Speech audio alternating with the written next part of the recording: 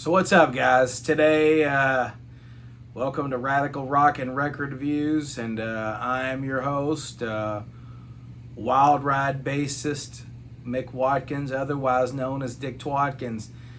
And today, guys, I thought I'd jump on here. I know it's been a while. Life happens. Dude, shit gets so busy. It's crazy, and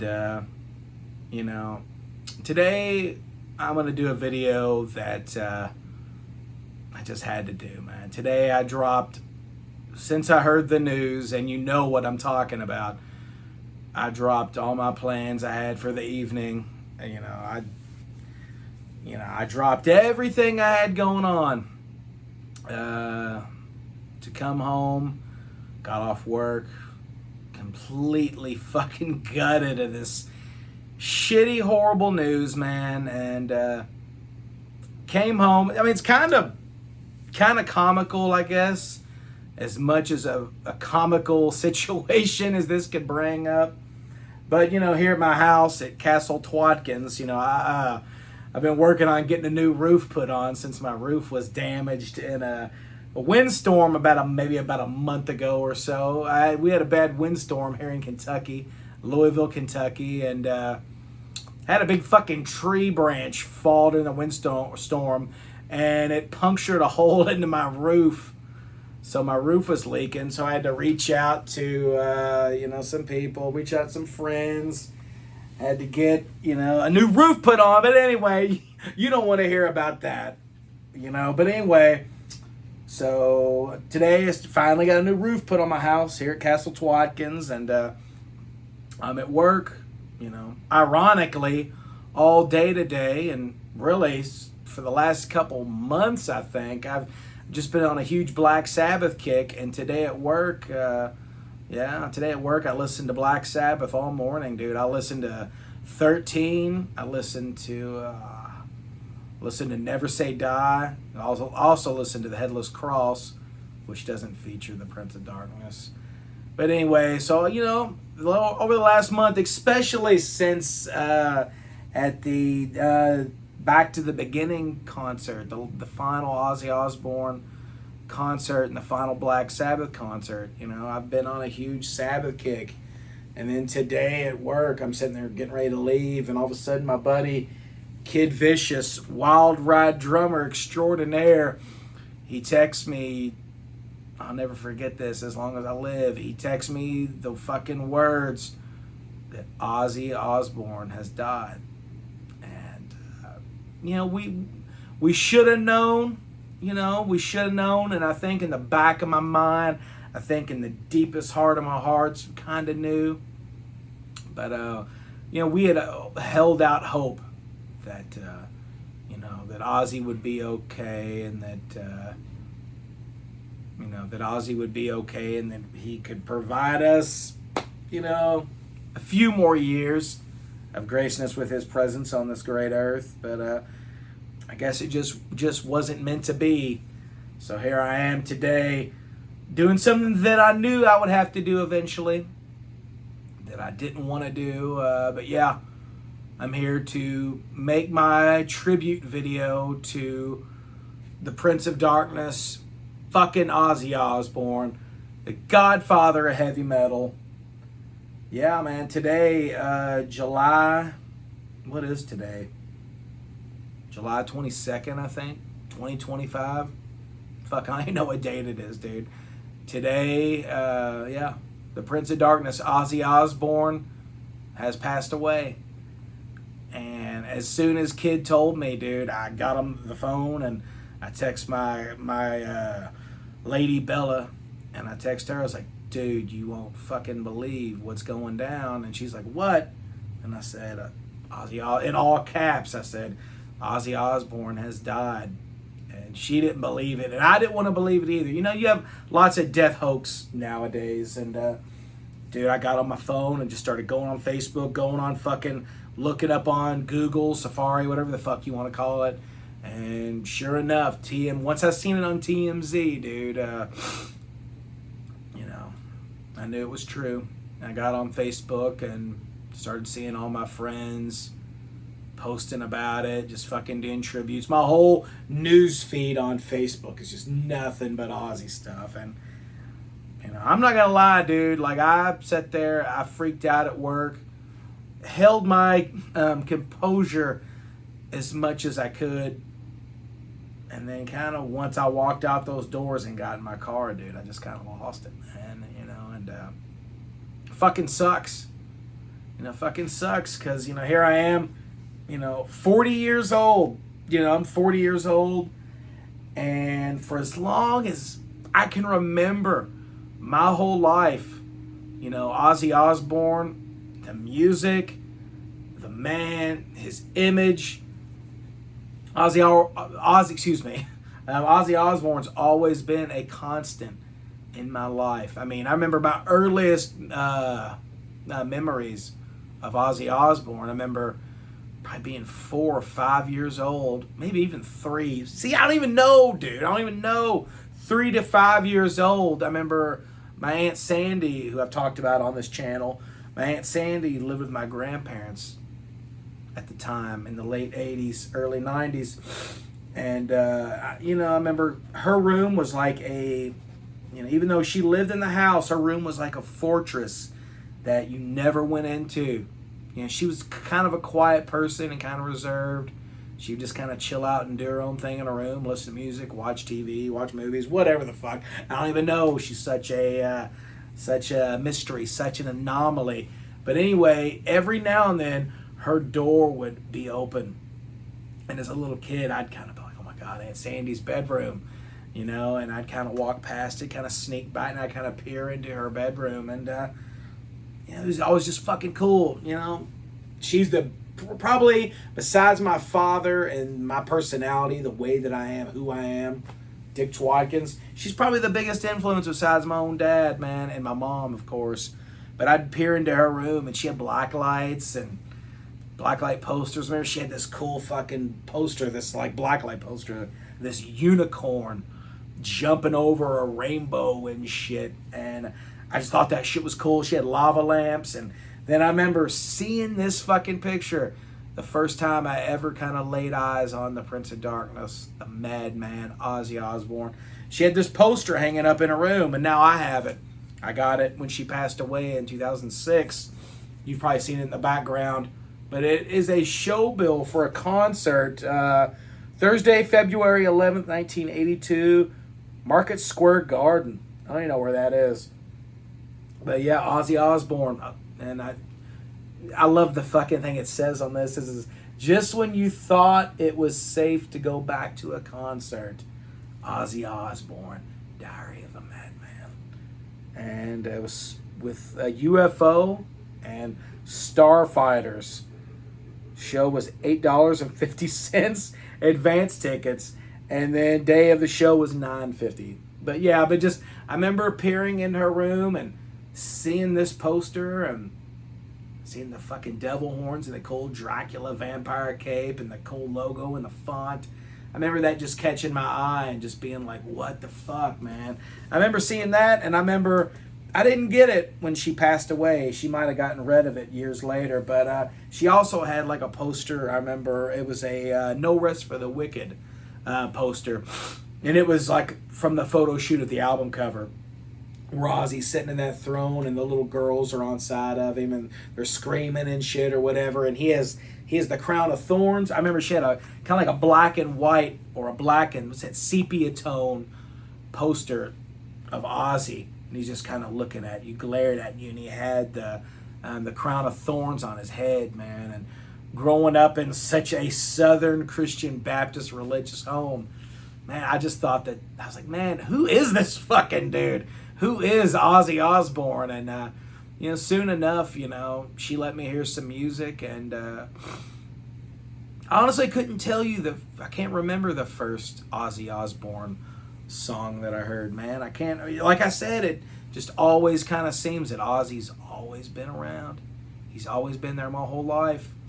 And I remember like in elementary school, you know, when I was a little kid, you know, fucking first, second grade, remember the kids would talk about Ozzy eating the head off of a bat, and you know, how he was evil and how he was the Antichrist, and even in the early 90s, Ozzy's legend, back then was still a thing. It was still fucking scaring and freaking kids out, man, and I just thought it was fucking awesome. And then I remember my buddy, God, I guess this had to have been second grade. I remember my buddy Tom Gibson. I remember one day we were standing in line and we were talking about music, and I remember he asked me if I liked Black Sabbath, and at the time I was like, yeah. I mean, I guess they're okay. And then we started singing Iron Man when we were in line headed to lunch or recess, and we were just going, and I remember we were singing Iron Man, and we just talked about how cool that song was and everything, and blah blah blah. Then I remember as a little kid, I was hunting around through my dad's collection of records, his vinyl collection, and I stumbled across these. I stumbled across this Black Sabbath, We Sold Our Soul for Rock and Roll. And even though this was in my dad's record collection, this was my Aunt Sandy's. And if you look into the S's, see how there's like some kind of like whiteout? There's whiteout on the S because years ago, like after my Aunt Sandy had passed away and my dad had passed away, and all their stuff became mine, and I kept what I wanted to keep. In that S, the top part, she had Sandy, and then this part said W. That was for Watkins, Sandy Watkins. And I didn't like her name being written on at the time, 20 years ago. So I got a whiteout marker and whited this out. And I wish I wouldn't have. If I can somehow find some way to remove that and have my aunt's signature kind of back on that, I would do it, because this means the world to me. And I just remember looking at this and looking at the song titles and the scary, spooky font, and then opening it up and fucking seeing this. And as a kid of the late 80s, early 90s, dude, growing up on the shit I did, monster cereals and Ghostbusters and Batman and all this kind of crap. This fucking spooky, dark shit was so cool to me. And I remember as a kid, I remember throwing this on the fucking turntable, dude. I remember throwing it down on the turntable in my grandparents' basement. And I remember just that was probably the first Black Sabbath song I heard, now that I think about it. Just hearing the fucking, the tones of Black Sabbath. Boom, bing, and I remember it kind of spooked me the fuck out. And I listened to it, and I think I might have listened to that song and I turned it off because it freaked me the fuck out. But later on, I grew to love Black Sabbath. And, Black Sabbath and Ozzy are part of my fucking lineage, dude. I mean, I can't express how much this band and how much Ozzy meant to me. I mean, this right here is a piece of my family history. It's fucking awesome. Like I said, Ozzy's and Sabbath, they've been with me my whole life. And then this was the fucking kicker. I remember seeing that first and then finding this, my Aunt Sandy's original copy of Sabbath Bloody Sabbath. And if you look at the album cover, my Aunt Sandy wrote her name on there. And thankfully, I didn't try to erase that. And yeah, I mean, this is from back in 73, dude. I mean, this is a fucking original, dude. This is an OG copy. The back of it's fucking stained. That could be blood, beer. Who in the fuck knows? But yeah, but that album cover, this means the fucking world to me, dude. And I remember hearing this and just being blown away. I was like, fuck, I love Black Sabbath. There's the record. It's all fucking scratched up, dusty, but I don't care, dude. This is fucking legit shit. This stuff means the world to me, and just brings back a flood of memories, man. And talking about Ozzy, I mean, I don't know where I'm going at with this video. I'm just trying to give Ozzy a good tribute and trying to explain to you all what Ozzy, solo and Sabbath, have meant to me. There's my fucking Sabotage shirt. Has meant to me my whole fucking life, dude. I mean, a huge part of my being and a huge part of my personality and who I am and the friends that I've met that I've had for 25 plus years. And And so much of my life is, it is the way it is because of my love for music and because of my love of heavy metal music. And dude, without a doubt, Ozzy Osbourne's influence runs through my fucking DNA. And I just can't fucking believe he's gone, dude. I can't. I mean, I know Dr. Fuck Ralph Fiera's going to have a tribute. I wouldn't doubt if Edwin Canistrossi does. I just seen that Chris Sinzak said that Decibel Geek's going to have a tribute to him. And Al Horta, all Rock and Metal Combat podcasts, all kinds of cool people that I know, are going to be throwing these fucking tributes up, And that's what I want to hear out of these tributes is what this artist and their music meant to you, not a bunch of facts and stories about them, because I didn't personally know Ozzy Osbourne. I mean, I didn't personally know Ozzy, but his art and his influence has been a part of my life since pretty much the fucking beginning.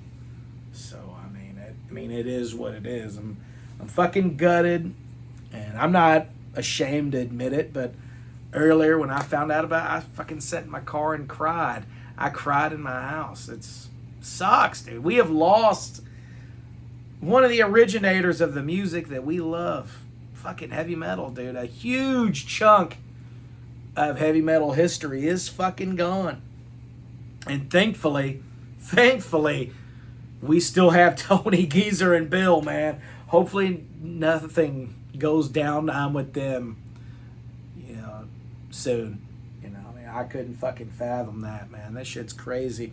But I know, and this whole passing of Ozzy comes at such a crazy time because two and a half weeks ago, there was the Back to the Beginning final Ozzy Osbourne concert with Ozzy and Sabbath. And I remember watching it that night, because that night, here in Louisville, Kentucky, that night, a buddy of mine, Brian Omer, he's in a band here in Louisville. Legendary band. You might have heard about them here in Louisville. They're called Stonecutters.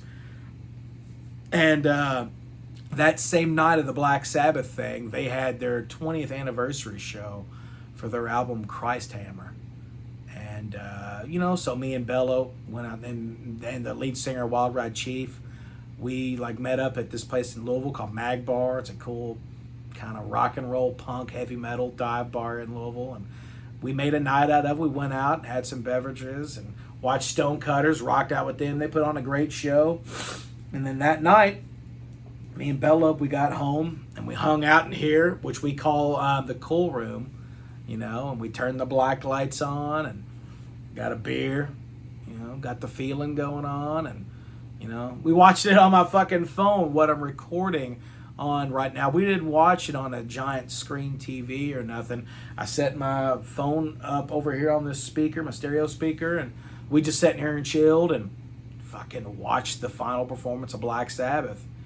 And I remember it was just sitting here, we were just watching it, and I remember we were both in awe, and I remember just telling her, I was like, man, this is such a cool fucking moment. This feels like some kind of a religious experience, and it really did. It felt like a religious experience, man. It was so great seeing Ozzy, Tony, Geezer, and Bill back on stage together. And Tony, Geezer, and Bill all fucking killed it. Immaculate performance. It was fucking great. Was it perfect? No. But it was Sabbath signing out. It really was the final Black Sabbath performance. Because I thought, dude, after seeing that, and I really, foolishly, I guess, because I love them so much, but I had hopes that maybe, just maybe in the next year or so, that Ozzy'd be able to hold on and we'd maybe get a couple new Black Sabbath songs, or maybe even better, maybe we'd get one last final proper Black Sabbath album with fucking Bill Ward on the drums and Rick Rubin not producing. And man, unfortunately, it just wasn't meant to be. But I remember that night, it felt so fucking cool. I wasn't there in England. I wasn't in the audience watching that gig. But man, it felt like I fucking was. Seeing it with my lady after we just had a great night, and making an even greater night, chilling with fucking Black Sabbath and watching the performance. And then later on, I watched the rest. I watched the solo Ozzy and Watched the Tobias Forge performance, Jakey Lee, Metallica. I really love Metallica doing Johnny Blade. That was fucking sweet, dude. And yeah, fucking Tobias killed it. Papa Emeritus, or whatever his name is, Papa Perpetua 5, killing it with Bark at the Moon. It was fucking awesome, dude. And it just felt like a really religious experience. It felt like everything was coming full circle, man. And we didn't know at the time. Like I said, we all probably felt that was it, but we were all holding on to maybe more, just for Ozzy to live, man.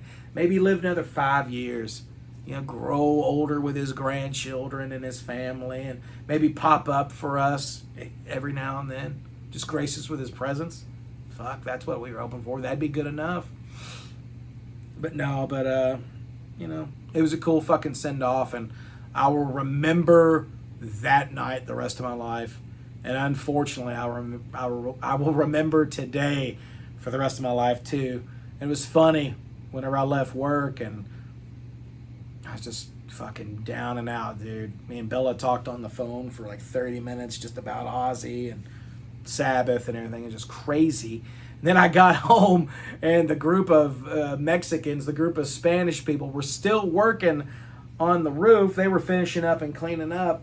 And I was just kind of bummed out, and I told them, I was like, guys, it's like Ozzy Osbourne has passed away, and they had no clue who I was talking about. I even got on my phone and did the Google Translate, and none of them knew who the Prince of Darkness, Ozzy Osbourne, was. So I told them, I was like, look, he's a legendary heavy metal singer. I was like, do you all want some beers, some cervezas? So I went to my house and grabbed a bunch of Coors Lights, and I passed them all out to like the 6 roofers. And then I got them all shots of tequila, and we drank, and we did shots of tequila. I did shots of tequila with the Mexican roofers in honor of Ozzy Osbourne's passing. So, yeah. So that was pretty cool. It totally sucks under the circumstances. But always remember the final Ozzy Black Sabbath show. And I'll remember today getting home from work, having a new roof put on, Castle Twatkins, and having a fucking celebration, a send-off for the Prince of Darkness. And I just thought I'd come on here and fucking just give it all to you all. I know it's been a while and people have been wanting a new episode, and I was planning my next comeback. I didn't want it to be this, but after today, there's no way I could fucking deny this. But I thought I'd just bust out some cool shit to show you guys. Ain't nothing special, but just Ozzy Osbourne, fucking Blizzard of Oz, OG copy. Fucking love it. Love this album.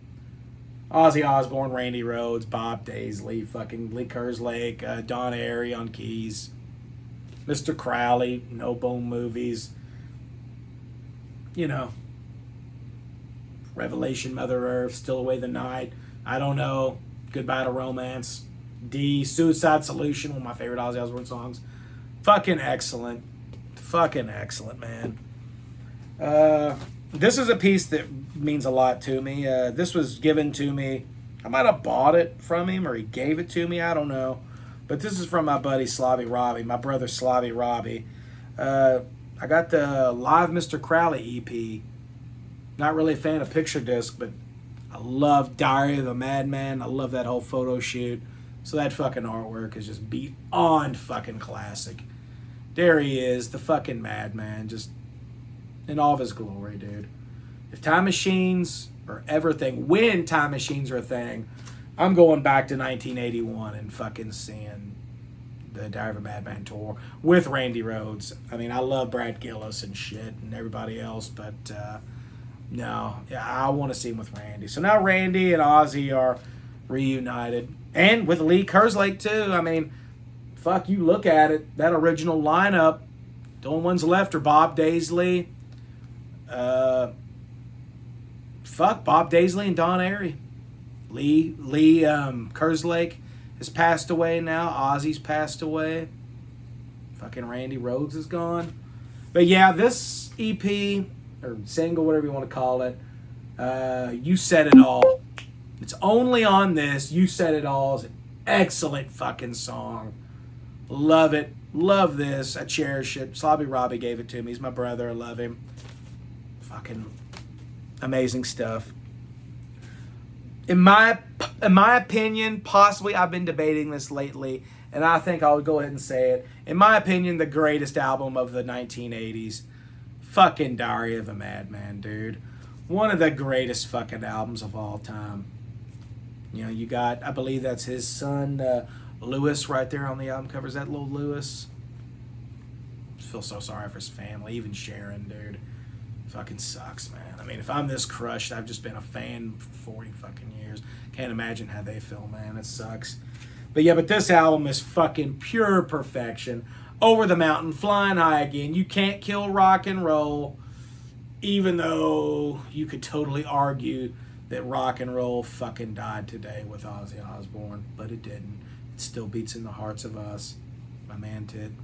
Believer, Little Dolls, Tonight, SATO, and probably my favorite Ozzy Osbourne solo song, Diary of a Madman. Fucking awesome. I got this at Walmart.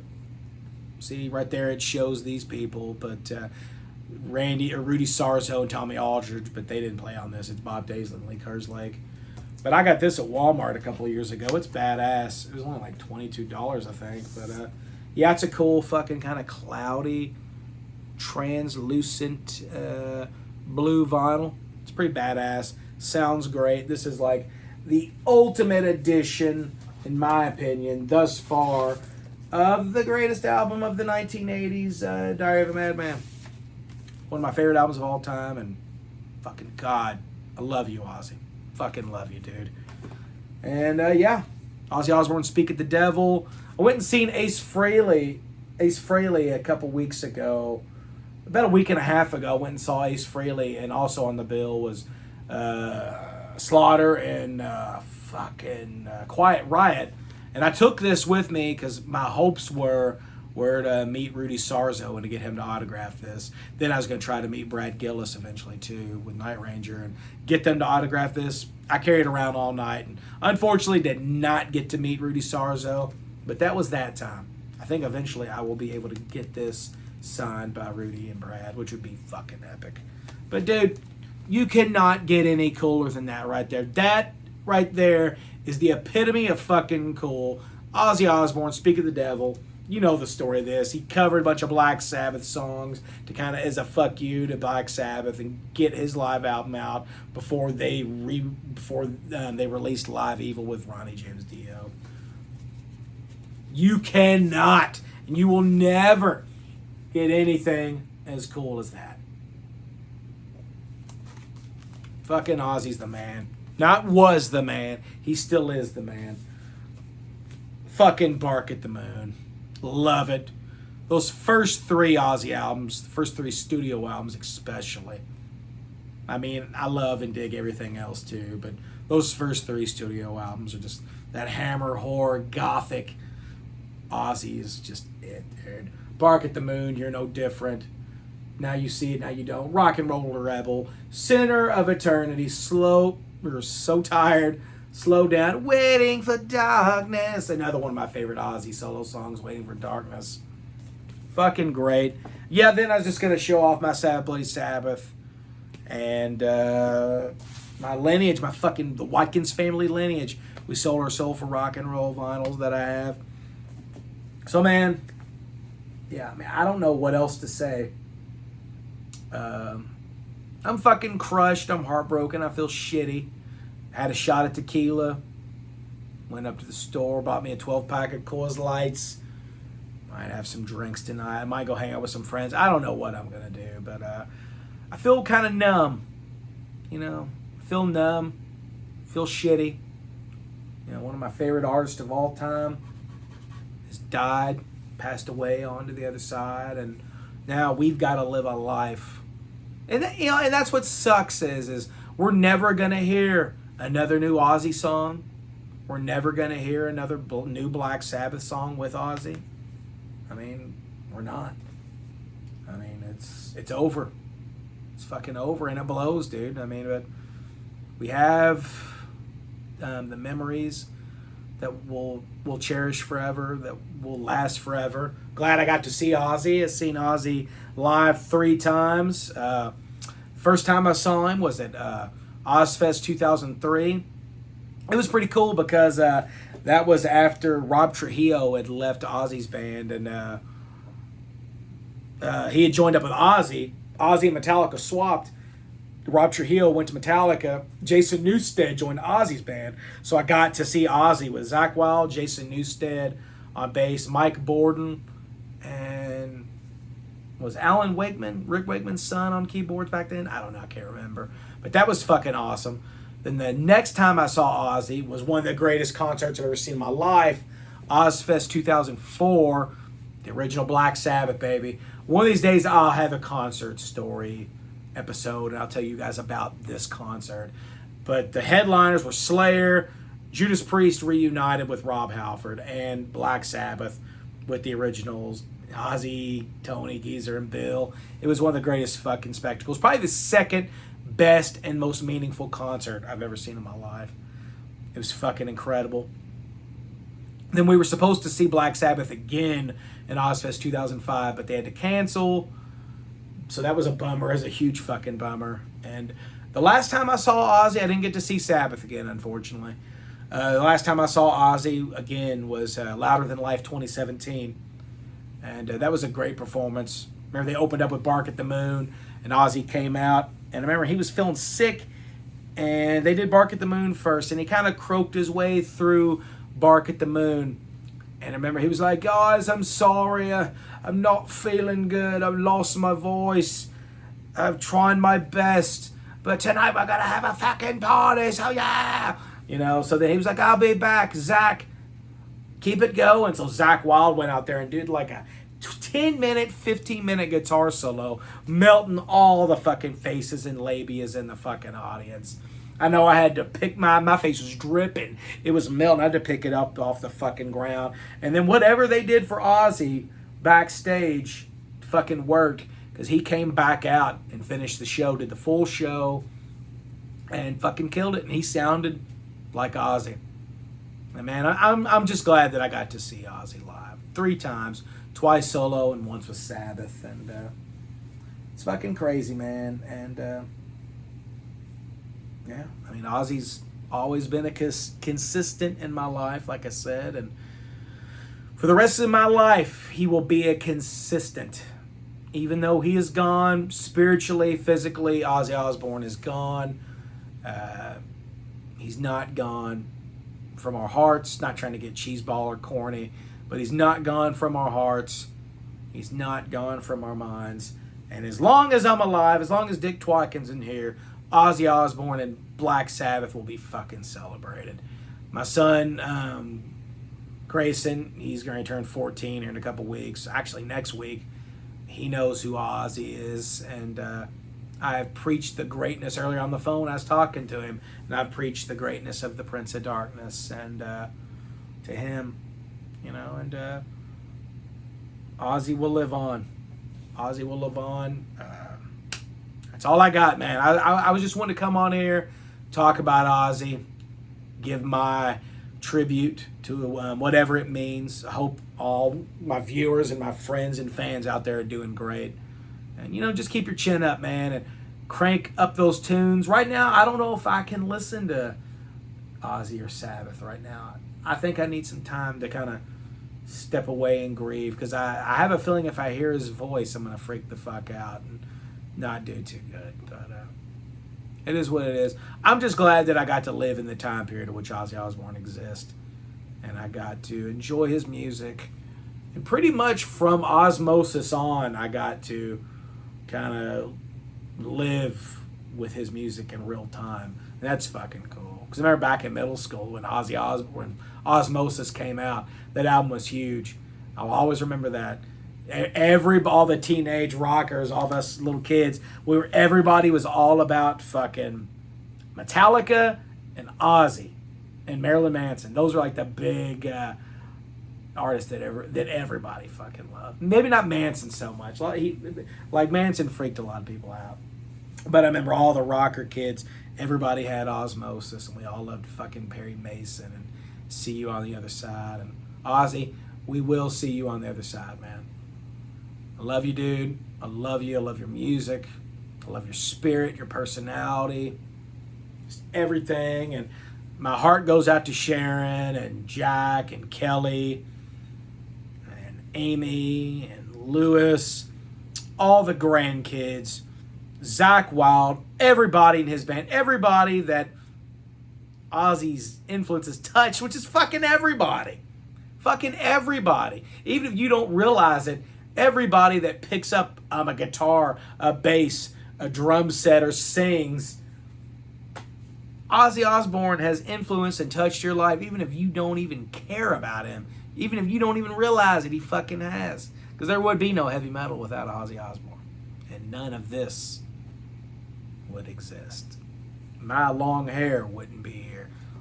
None of this in this room would exist. I'd be a totally fucking different person, as I know all you would too. So just when you're ready and the moment's right, crank up some fucking Ozzy Osbourne and crank up some fucking Sabbath. And just fucking all praise the Prince of Darkness. Or should I do this? That's Dio. We'll do this. From now on, I'm going to do this. Yeah, it's fucking Ozzy. So, God, we've lost Ronnie James Dio and Ozzy now. It's truly the end of an era, man. The Back to the Beginning concert was the end of an era. And it's up to us now.